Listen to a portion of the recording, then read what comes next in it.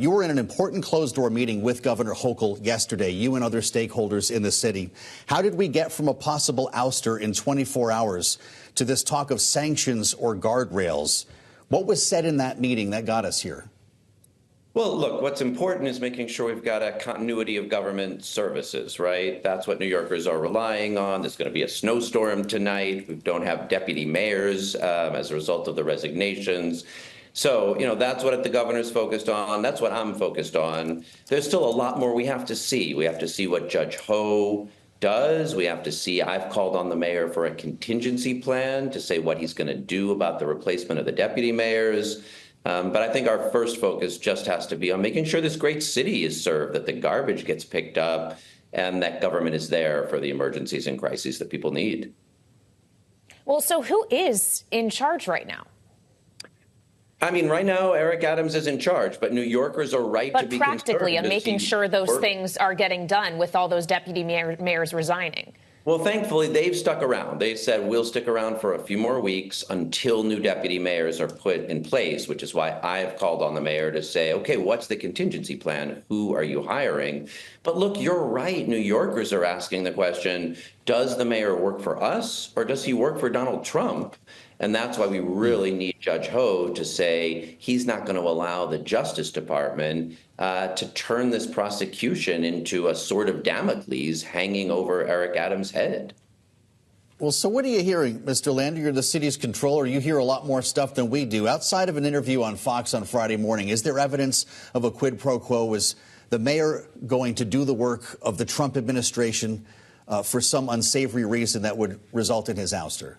Well, look, last week, Elon Musk reached in and stole $80 million from a New York City bank account, and Eric Adams didn't speak up about it. And then yesterday, Donald Trump said he's the king and tried to overturn a congestion pricing policy that's reducing traffic and cleaning our air and investing in our subways. And Eric Adams didn't say anything about that either. So New Yorkers are right to be concerned that he is doing the bidding of Donald Trump and not serving the interests of New Yorkers. And that's what makes this a really precarious moment.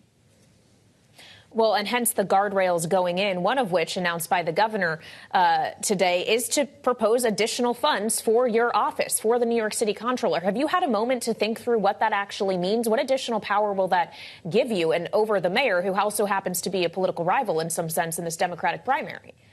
Well, the first thing I'm going to do with the additional powers that the governor has given is go into court to make sure we get the $80 million back that I mentioned. That's money that Congress authorized, that we have a contract for, and they came into our bank account with no notice, no warning, and no legal basis.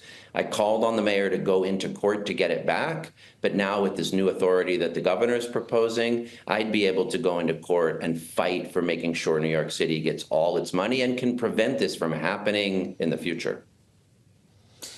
So you're running for mayor yourself. We know that you've been at odds with Eric Adams politically, Mr. Lander. With that said, if you were running the city of New York, if you were the next mayor of New York City, would you help to implement the Trump administration's immigration policies in the city?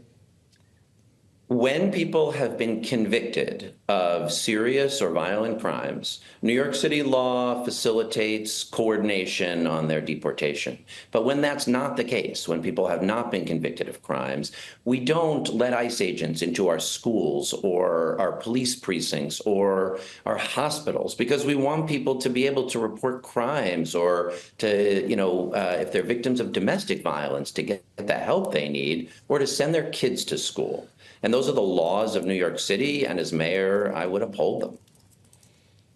Well, when we consider what's happening in New York City, we, of course, got separate news this week unrelated to this saga around Mayor Adams from the Department of Transportation as the federal government rescinded its approval for congestion pricing. We know Governor Hochul is taking legal action to try to counter that. But what will it mean for New York, not only for congestion, for the MTA, concerns around the budget, if this isn't reinstated?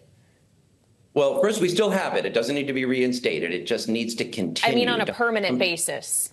Donald Trump does not have authority to stop it, so I just want to start there. I mean, congestion pricing is working. Traffic is down.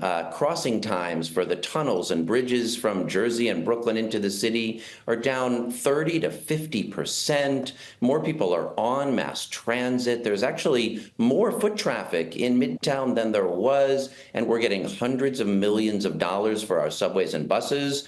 The federal government approved.